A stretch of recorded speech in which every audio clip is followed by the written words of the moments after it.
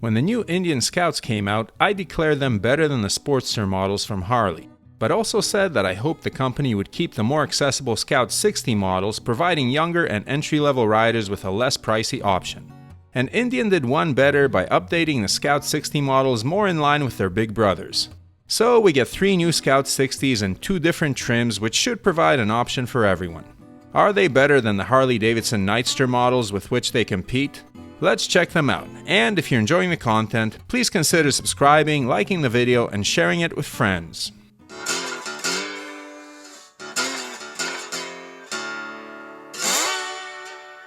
So, while the regular Scouts, which came out a few months back, compete with the Sportster S, I guess, these new ones are more in line with the Nightster and Nightster Special in features and price.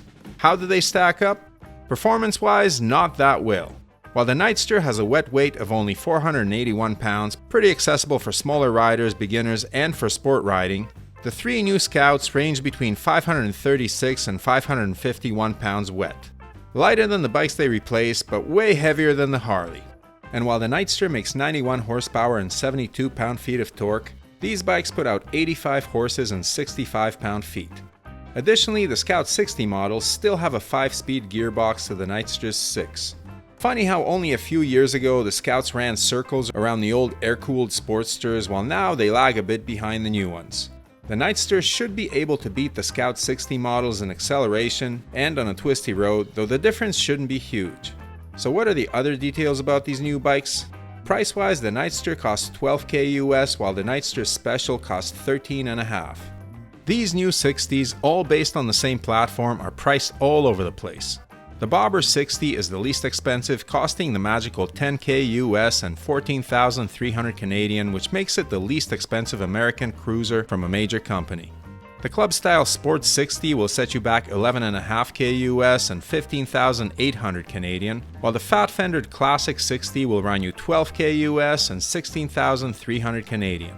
If the Canadian models sound way more expensive, it's because Canadian prices include the freight and dealer setup fees, which total $1,300. For the MSRP, subtract that from the price.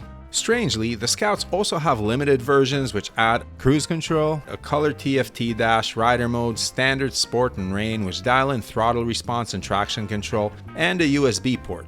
And you'd think that those features would cost the same on all the bikes since they're the same features, but they don't.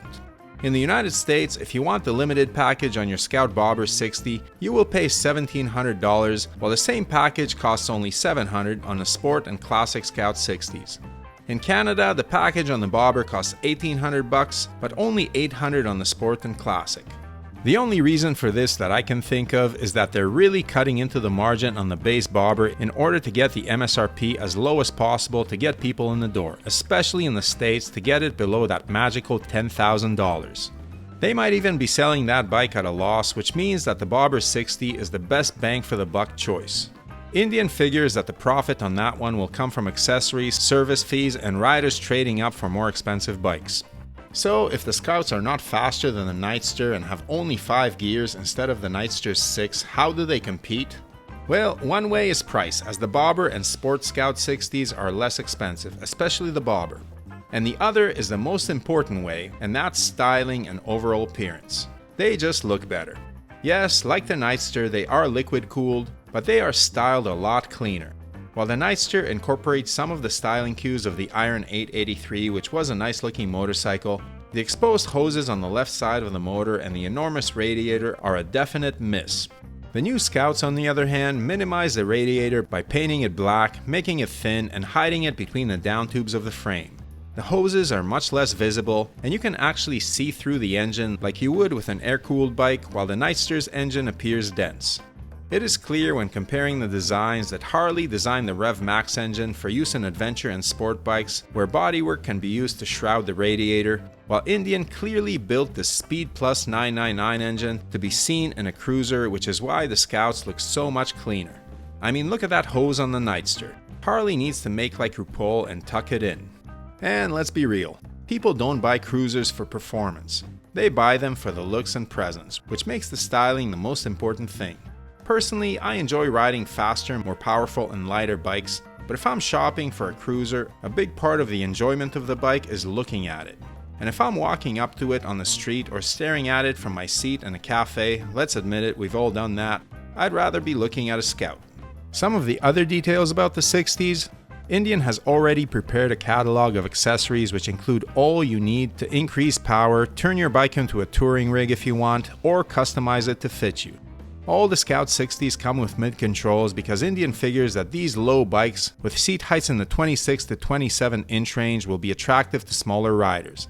However, taller riders can get forward controls as well as seats that place them further back of the handlebars.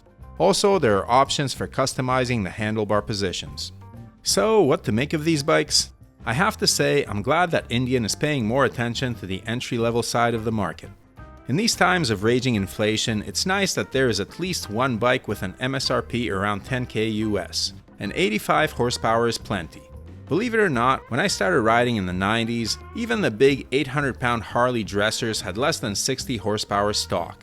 With 85 horses and weighing at less than 550 pounds, these bikes should be plenty quick, even if they are a bit slower than the Nightster.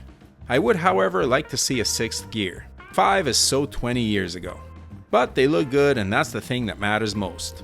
I have a feeling that Indian is going to outsell Harley in this segment by a lot.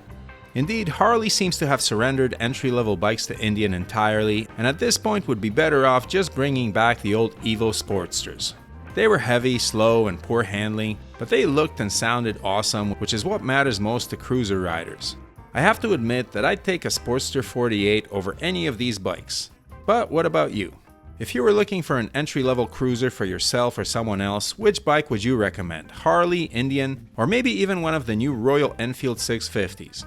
Please share your thoughts in the comments below, ride safe, and may the spokes be with you.